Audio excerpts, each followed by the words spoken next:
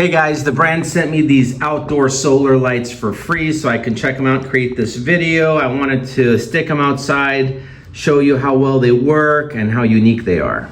Now, before I take these outside and show you the alternating 7 colors, I wanted to run through some of the features. Now, the first thing you can notice about these is got these huge solar panels up here.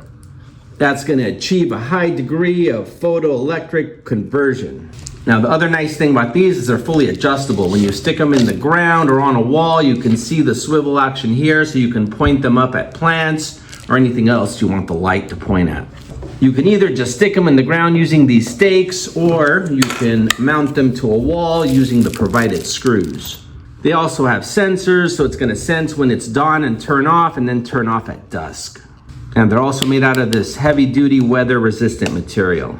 Now I'm just gonna stick them in the ground here, and later tonight we'll come back and see how well these things work. Okay, now that they're charged, you can see how well the light coverage is outside over here. Now, the other nice thing about these, you can scroll through the different colors. You got purple, green, white, red, yellow, and cyan. On this 8th press, you're gonna get it through the auto cycling mode.